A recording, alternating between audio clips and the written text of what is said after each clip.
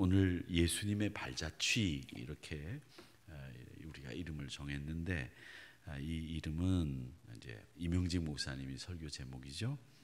우리를 예수 믿는 사람 그리고 또 거룩한 무리라고 해서 성도라 그렇게 이름을 짓고 부릅니다. 또 혹은 예수 믿는 사람 그래서 신자 이렇게 부릅니다. 초대교회에서는 다 하나님의 가족이 됐다 이렇게 해서 남자는 다 일률적으로 형제라고 불렀고 여자는 자매라고 불렀습니다. 그러다 보니까 어떤 오해가 있었는가 하면 부부 사이에서도 교회에서는 형제여 자매여 이렇게 불렀습니다. 그러다 보니까 예수 안 믿는 바깥에서 보는 사람들이 야, 저 사람들은 자매여 그러고는 집에 가서는 같이 사네 이래가지고 근친상간을 하는 놈들이다 이렇게 기독교인들을 욕하고 비하했던 적도 있었습니다. 그런데 우리가 하나님 안에서 한 가족이기 때문에 부부 관계를 떠나서 또 형제 관계를 떠나서 제일 중요한 것은 하나님의 가족이다 이런 뜻에서 모두 남자는 형제 여자분들은 자매 이렇게 불렀습니다. 자, 그리고 무엇보다도 우리는 예수님을 따라가는 사람이다 이렇게 생각을 해서 예수님의 뒤를 쫓는다 이렇게 얘기를 하셨거든요. 자, 그러면 우리가 따라가는 예수님은 어떤 분이시냐? 이명직 목사님은 이 예수님의 발자취를 따라가기 위해서 예수님이 도대체 어떤 분이냐 여기에 대해서 분명히 알고 있어야 된다 이렇게 말씀을 하셨습니다. 예수님은 어떤 분이냐? 우리가 예수님을 생각해 볼 때 부자냐? 부자 아니지 않습니까? 아니면 유명한 사람이냐? 유명하지 않으셨습니다. 부귀가 있던 분이셨느냐? 부귀와 존귀가 있는 분도 아니셨습니다. 당대 최고의 음악가도 아니고 문호도 아니고 인간적으로 보면 예수님은 사실 아무런 칭호도 드릴 수 없는 분입니다. 그 흔한 박사학위도 가지고 계시지 않았고 명예의 전당이라고 하는 그 분야에서 최고의 반열에 오른 것도 아니었습니다. 인간적으로 보면 아무런 칭호를 드릴 수 없는 분이 예수님이셨어요. 그냥 성경은 예수님을 뭐라고 불렀는가 하면 나사렛 예수 이렇게만 불렀습니다. 이 나사렛이라고 하는 지명은 이 예루살렘에서 멀리 떨어진 지명인데 이 나사렛이라고 하는 곳은 그 당시 유대인들로부터 이방인들로부터 무시당하는 사람들이 사는 곳이었습니다. 아주 무시당하는 곳이었어요. 그래서 나사렛 예수라고 하는 말은 이 사람을 무시할 때 쓰는 말이었습니다. 나사렛 예수란 말은 무시하는 말이다 이렇게 생각을 하시면 됩니다. 요한복음에 보면 2장이죠. 나다나엘이라는 사람에게 빌립이 예수님을 전합니다. 야, 와서 한번 봐라. 예수라는 사람이 말씀을 전하는데 너는 듣도 보도 못한 말씀을 하신다. 하늘나라의 비밀을 말씀하신다. 그렇게 얘기했더니 이 나다나엘이 뭐라고 얘기했는가 하면 야, 나사렛 출신 예수라는 사람에게 어떤 그런 말이 나올 수 있겠냐? 나사렛에서 그런 선한 것이 있을 수 있고 나을 수 있어? 이런 이야기를 나다나엘이 빌립의 전도를 듣고 말했습니다. 그만큼 평상시에 예수님 당시에 유대인들은 이 나사렛이라고 하는 곳에서는 좋은 거, 선한 거, 바른 거 나올 수가 없다고 생각을 하고 있었던 곳입니다. 왜 그랬느냐? 이 나쁜 평판, 무시당하는 평판을 당한 이유는 몇 가지가 있습니다. 하나는 나사렛이라고 하는 동네는 산동네에다가 굉장히 높은 산동네에다가 가난하기 그지없는 동네, 정말 존재감이 없는 동네가 나사렛이라고 하는 동네였습니다. 게다가 갈릴리라고 하는 곳은 매일 데모가 일어나는 곳이었는데 그 데모의 중심지가 나사렛이라고 하는 곳이었습니다. 그래서 사람들이 속 썩고 또 사람들이 골치 아파하는 사람들이 사는 곳이 나사렛이라고 하는 곳이었습니다. 오늘 김정자 원사님 기도 정말 실제적으로 너무너무 좋은 기도를 해주셔서 감사합니다. 제가 부임하고 지금까지 119 대원을 위해서 기도 한 번 한 적이 없는데 우리 권사님이 기도해 주셔서 제가 얼마나 회개했는지 모릅니다. 다음부터는 소방대원을 위해서도 기도해야 되겠다 이런 생각이 들었고, 또 하나는 좀 노조들 파업하지 말고 편안하게 지냈으면 좋겠다는 것이 우리 다 염원인데, 그 기도를 우리 권사님이, 장로님들도 그런 기도 안 하셨는데 우리 권사님이 그 기도를 해주셔서 제가 너무너무 감사하고, 제가 혼자 있을 때라도 이제 노조들 좀 파업하지 말고 건강한 우리 한국의 기업 문화가 만들어지도록 기도해야 되겠다 이런 생각을 했습니다. 얼마나 고마운지 모릅니다. 그런데 우리나라도 툭 하면 노조가 파업하고 싸우고 그러지 않습니까? 나라의 경제를 좀 어렵게 만들고 힘들게 만들고, 심지어 월급 사례비를 많이 받는 사람들도 자기들 권익을 더 충족시키기 위해서 파업을 하는 것들을 보면서 국민들이 얼마나 많이 소가리를 했습니까? 근데 그런 스트라이크를 제일 많이 일으키는 동네, 골치 아픈 동네, 그 동네가 갈릴리였습니다. 그 갈릴리 중에서도 나사렛이라고 하는 동네는 더 골치 아픈 사람들이 많이 사는 동네가 갈릴리였습니다. 그런데다가 갈릴리 사람들의 평판이 안 좋은 것은 이 사람들이 굉장히 즉흥적이고 단순한 사람들이 많이 살았습니다. 예수님이 나사렛 회당에서 설교를 하고 난 뒤에 자기들 마음에 들지 않으니까 예수님을 높은 산 꼭대기로 데리고 가서는 거기서 예수님을 밀어뜨리려고, 죽이려고 했었습니다. 그래서 예수님이 그 자리를 피해서 나오셨다는 말씀이 있을 정도로 이 나사렛 사람들은 즉흥적이고, 그리고 생각 없이 분별 없이 그냥 과격한 행동을 하는 어리석은 사람들, 이런 사람들이 바로 나사렛 사람들이었습니다. 그러니까 그 나사렛 출신이라고 하는 젊은 청년이 이야기를 하는 것을 듣고 누가 호감을 가지고, 누가 그 사람이 이야기를 귀담아 들었겠습니까? 안 듣지요. 나다나엘이 나사렛에서 무슨 선한 것이 나오겠느냐라고 하는 말은 당연히 나올 수 있는 말이었다는 거죠. 또 이 나사렛이라고 하는 나쁜 평판은 또 있습니다. 사도행전 24장 5절에 보면 이제 벨릭스라고 하는 총독이 있는데, 바울이 그 총독 앞에 끌려가서 재판을 받습니다. 바울이 변호를 했습니다. 그 변호를 하는데 고소한 사람이 누구냐면 더둘로라고 하는 사람이 이 바울을 고소했어요. 그 더둘로라고 하는 사람이 어떤 죄목으로 바울을 고소했는지 24장 5절에 보면 이렇게 나옵니다. 우리가 보니 이 사람은 전염병 같은 자라. 전염병은 사람에게 병을 옮기는 거지 않습니까? 그렇게 병을 옮기는 사람인데 천하에 흩어진 유대인들을 다 소요하게 하는 자요, 봉기를 일으키도록 선동하는 사람이고 나사렛 이단의 우두머리라. 그래서 이 예수님을 믿는 사람들을 이단으로 취급했고, 그 이단으로 취급하는 예수님을 믿는 사람들을 나사렛 이단이라고 초대교회 당시에 불렀다는 것이 이 사도행전 24장 5절에 보면 나오는 말씀입니다. 그만큼 나사렛 사람들의 평판은 좋지 않았는데, 이명직 목사님은 이 부분을 지적합니다.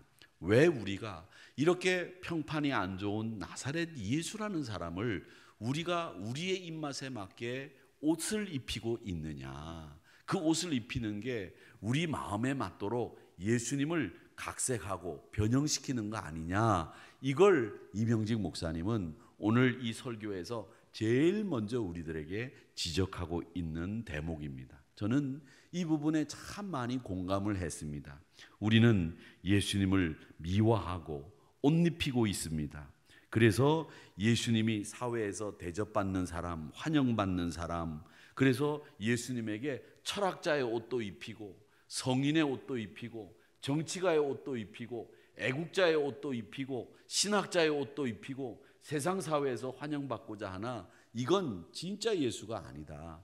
진짜 예수님은 이런 분이 아니다. 이런 예수님은 다 위조된 예수다. 이렇게 이야기를 하시면서 우리 예수님은 그냥 나사렛 예수님이시지 왜 정치가로, 왜 성인으로, 왜 애국자로, 신학자로 만들어버리느냐.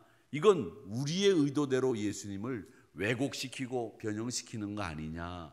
위조된 예수님을 전하지 말고 나사렛 예수를 전해야 된다. 너희들이 해야 될 일은 나사렛 예수를 그대로 전해서 생명을 얻게 하는 일이 너희들이 해야 될 일이지, 왜 정치가 예수를 전해서 정치를 풀려고 하고 경제가 예수를 풀어서 식량을 제공하고 먹을거리를 해결하는 예수를 부각시키려고 하느냐. 그게 중요한 게 아니라 우리는 생명을 얻게 하는 일이 제일 중요한 것 아니겠느냐. 이 이야기를 예수님을 향해서 우리에게, 예수님을 전하는 우리에게 이명직 목사님은 말씀하시고 있다라는 겁니다. 이게 다 뭐냐? 인간의 본능이라는 거죠. 어떻게 하면 자기가 믿고 있는 것, 자기가 있는 곳 아름답게 보이려고 하고 미화시키려고 하고 좀 더 크게 보이게 하려고 하는 인간의 본능 때문에 우리가 믿고 있는 예수님도 이렇게 위조시키고 있다, 이렇게 말씀하셨습니다. 여러분, 우리 한번 생각해 봅시다. 우리가 믿는 예수님 33살 젊은 나이에 갈보리산에서 십자가 지시고 돌아가신 청년이었습니다. 그 청년 때문에 우리가 생명을 얻었고 부활의 소망을 얻게 되었습니다. 그분은 다른 거 아무것도 없이 그냥 나사렛 예수로 하늘나라를 가르치시다가 하늘나라를 보여주시려고 십자가에 매달려 돌아가신 그분입니다. 그분을 전하면 되는 겁니다. 그분을 전하시고 그분만을 우리가 사랑하는 여러분 되시기를 바랍니다. 우리 인간의 본능에 따라 우리 예수님은 참 훌륭한 분이라고 그 사람들에게, 세상 사람들에게 이 예수님을 미화하고 위조하는 일을 이제 그만합시다. 나사렛 예수로 당시의 사람들도 무시하는 곳이 사람이었지만 우리에게 가장 소중한 거, 그 가운데 우리에게 생명을 더하신 분, 그분이 나사렛 예수다. 이걸 우리가 전하는 일, 이걸 위해서 부름을 받았다라는 거죠. 그러면서 이명직 목사님은 우리가 예수님의 발자취를 따라가려면 그 예수님의 발자취가 어떤 발자취가 있는지를 봐야 되는데, 제일 먼저 발자취는 예수님의 발자취 하나는 뭐냐? 가난이다. 그렇게 말씀을 하셨습니다. 한번 따라해 보십시다. 가난입니다. 예수님은 이 무화과를 먹기 위해서 바라볼 정도로 가난하셨다. 이렇게 성경에 나오는 말씀을 가지고 해석하셨는데, 목사님, 이명직 목사님이 무화과 나무를 예수님이 먹으려고 바라본 거 아니라는 건 아셨지만 가난을 설명하시려고 그렇게 이야기하셨습니다. 예수님이 헤롯 대왕처럼 기름진 음식을 먹을 형편은 아니었습니다. 또 예수님이 호의호식을 할 수 있는 그런 형편도 아니었습니다. 고린도후서 8장 9절 말씀에 보면 예수님을 어떻게 표현하고 있는지 한번 읽어보겠습니다. 시작. 우리 주 예수 그리스도의 은혜를 너희가 알거니와 부요하신 이로써 너희를 위하여 가난하게 되심은 그의 가난함으로 말미암아 너희를 부요하게 하려 하심이라. 아멘. 예수님이 가난해 주신 이유가 뭐냐? 우리를 부요하게 만드시려고 예수님이 가난하게 되셨다는 거예요. 예수님이 가난하게 되셨다라고 하는 말, 이 말은요, 어떤 말이냐면 예수님이 가난하게 됐다라고 하는 이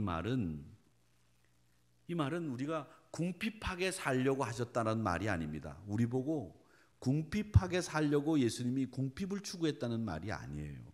이 가난이란 말에 대해서는 어떻게 되느냐, 우리가 이 가난이란 말을 잘 이해해야 됩니다. 부요한 분이었는데 왜 가난해지셨느냐? 무엇 때문에 가난해지셨느냐? 이유는 하나입니다. 나 때문에. 나를 부요하게 만드시기 위해서 예수님 가난해지셨다는 겁니다. 단순히 동정하고 자선을 베풀려고 가난해지신 게 아니에요. 도움이 필요한 이웃에게 함께 있어주고 버려지고 내쫓긴 사람에게 따뜻한 이웃이 되어주는 것, 그게 가난입니다. 여러분, 우리 예수님이 가지고 있는 걸 버리셔서 가난해지신 게 아니라 그 어렵고 힘든 사람 곁에 가 계셔 주신 거예요. 우리 인간에게 찾아오신 걸, 그게 예수님의 가난입니다. 그러니까 그 그리스도가 보여주신 하나님의 사랑, 그걸 우리는 성경에서 가난이라고 하는 말로 이해하면 됩니다. 늘 자비롭고 온유하며, 특별히 저는 이 가난이라고 하는 것은 연대하는 거라고 생각합니다. 연대하는 거, 이건 뭐냐면 연세대학교 가는 게 아니라, 연대한다는 말은 같이 하는 거예요. 같이 하는 거. 이게 예수님이 가난해진 것입니다. 우리와 같아지려고 인간의 몸을 입으신 거, 그게 가난해지신 거예요. 같아지는 거, 너의 입장을 이해하는 거, 이게 바로 가난해지는 겁니다. 그러니까 여러분, 우리가 예수님처럼 가난해지자 그래가지고 있는 거 다 팔지 마시고, 팔려면 우리 교회 앞에 와서 파시든가 버려두시면 제가 잘 주워서 쓰겠습니다. 그런데 그렇게 하지 마시고, 이 가난해진다는 말의 의미는 뭐냐? 어렵고 힘든 이웃 곁에 있어주는 거, 그분을 이해하는 거, 그분을 내 마음으로 수용하는 거, 이게 가난의 본 뜻입니다. 그래서 이 가난해지는 것은 여러분 뭐냐? 우리 머리로는 이해하는 거, 이건 가난해지는 게 아니에요. 내 가슴으로 이해하는 거, 이게 가난해지는 거란 말이죠. 그 곁에 가서 서주는 거, 그게 가난이란 말이에요. 굶주리고 헐벗고 배고픈 게 가난이 아닙니다. 여러분들에게 지금 누가 굶주리고 헐벗고 배고프라고 얘기하는 게 아니고, 어렵고 힘든 이웃 곁에 가서 서주고 그분들을 이해해주고 그분들 같이 울어줄 수 있는 그런 사람이 가난한 사람이에요. 아시겠습니까? 그 예수님이 우리를 부유하게 하시려고 가난해지셨다. 온몸으로 우리를 이해하신 거죠. 이게 가난입니다. 여러분, 특별히 우리 사랑하는 오늘 금요 심야 기도에 나오신 성도님들은 예수님의 발자취처럼 가난해지시기를 축복합니다. 그래서 이 가난함이라고 하는 것은 곤궁함, 빈궁함, 배고픔이 아니라 우리와 같아지셨다는 거, 우리 온몸으로 우리를 이해하셨다는 거, 그게 바로 가난입니다. 우리가 사랑한다고 했을 때 적어도 그 사랑은 머리로만 하는 거 아니지 않습니까? 우리의 가슴으로 알고 가슴으로 받아야 되는 거죠. 사랑한다고 하는 것은 머리로 받고 이해하는 건 그건 사랑이 아니에요. 사랑에 대한 지식을 알고 있는 것 뿐이죠. 아픔도 받아내고 슬픔도 받아내고, 그리고 그 사람의 고통도 내가 이해할 수 있는 처지가 될 때 사랑하는 거예요. 그냥 좋아가지고 얼굴이 이쁘니까 사랑한다? 거짓말이에요. 그건 사랑 아니에요. 그건 시간이 지나면 다 지나가요. 그 사람보다 더 이쁜 사람 나타나면 또 쪼르륵 쫓아가는 그런 놈이란 말이죠. 그런 놈이라 그랬어요. 그건 사랑 아니에요.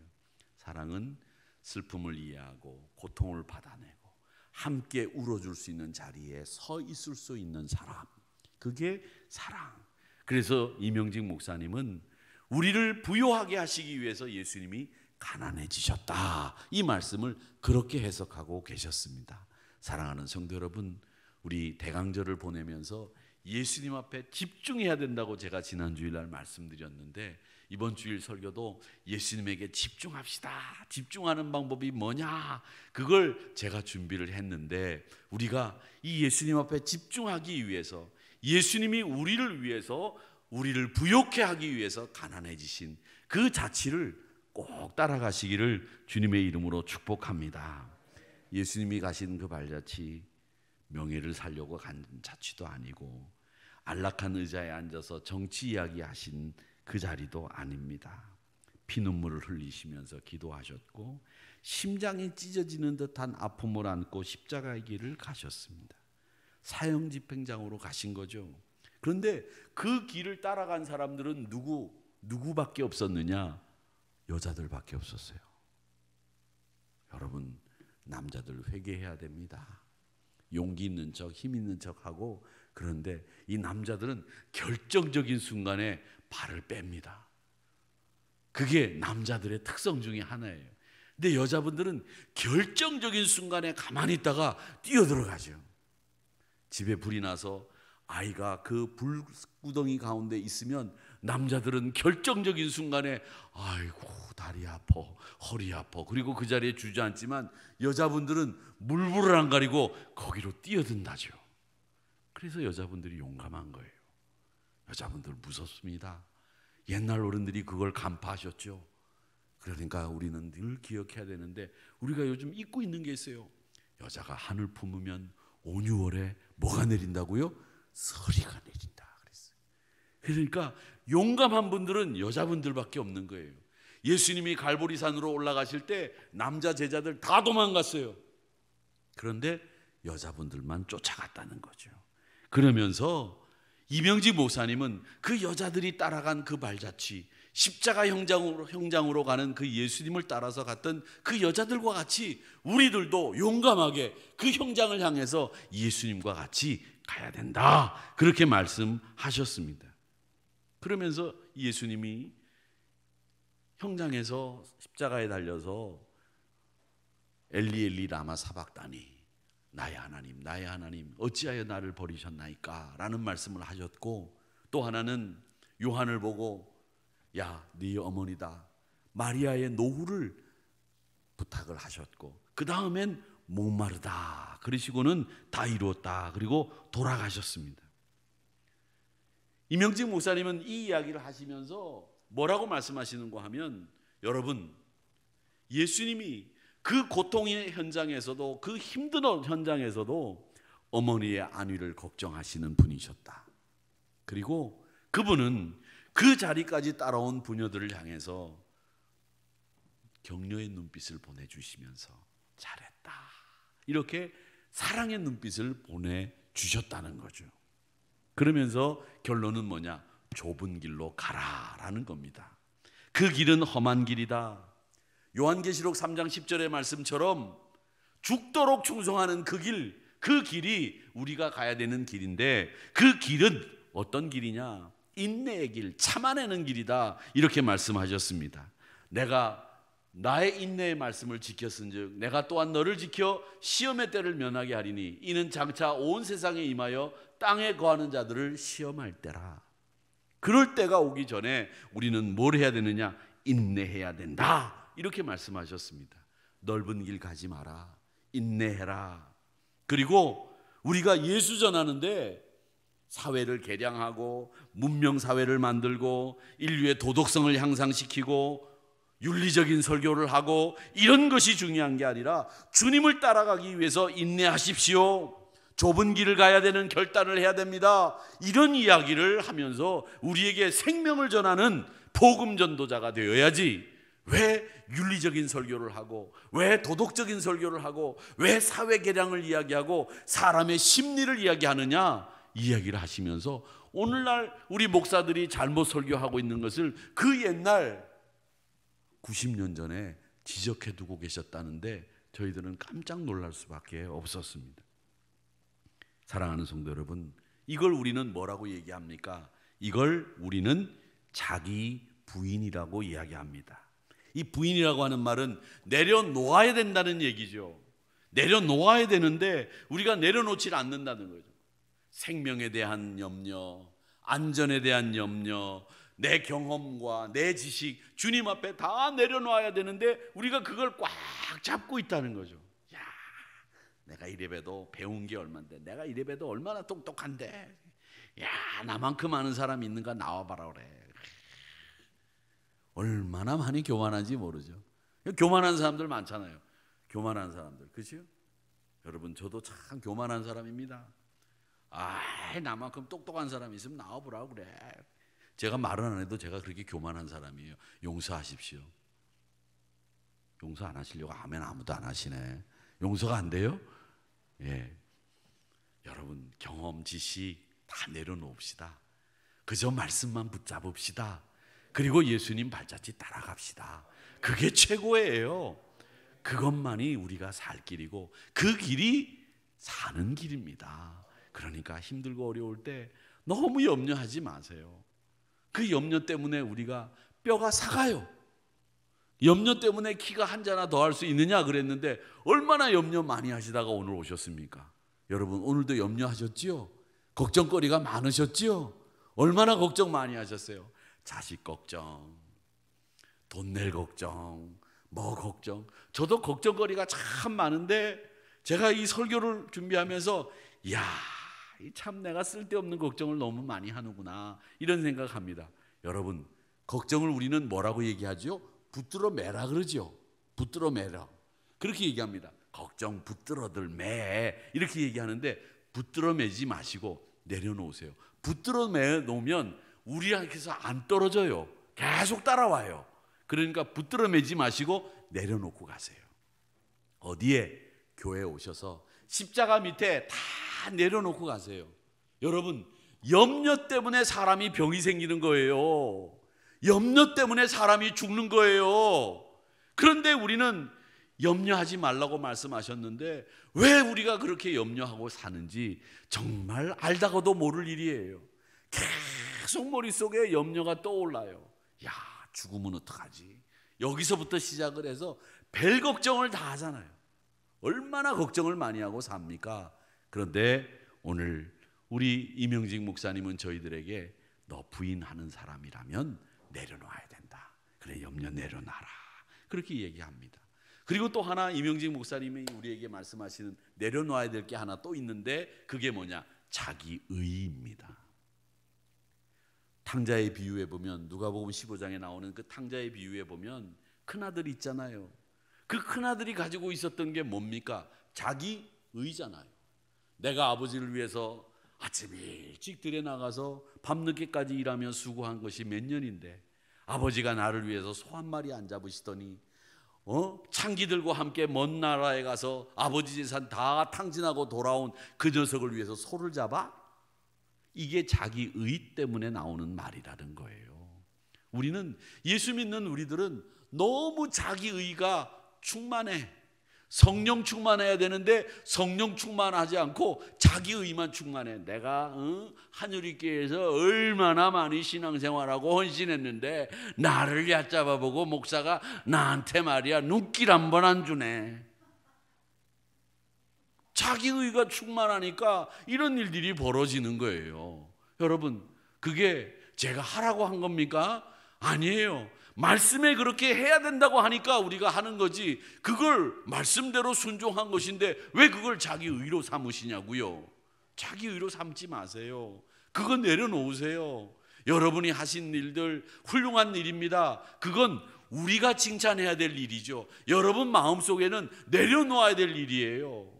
후배들은 오늘 우리 권사님이 기도한 것처럼 우리 믿음의 선배들이 우리 교회를 위해서 얼마나 눈물 뿌렸는지 기도 많이 하셨는지 헌신 많이 하셨는지 이건 후배들이 알아주고 인정해 주는 거예요. 돼요. 그게 도리예요. 그러나 당사자들은 그런 내색을 하시면 안 되죠. 당사자들은 그건 하나님의 말씀에 순종했고 내가 당연히 해야 될 본분이었기 때문에 했습니다 라고 자기 의를 내려놓는 신앙으로 사실 때에 그게 더 후배들에게 존경이 된다는 거죠. 그렇게 하셔야 됩니다.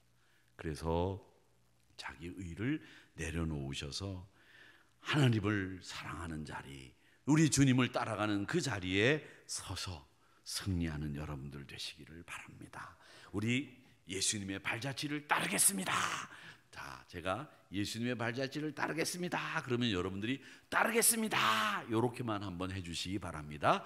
우리 예수님의 발자취를 따르겠습니다. 예, 이렇게 하시는 분들을 더 잘하신 거예요. 한 번 더 따르겠습니다.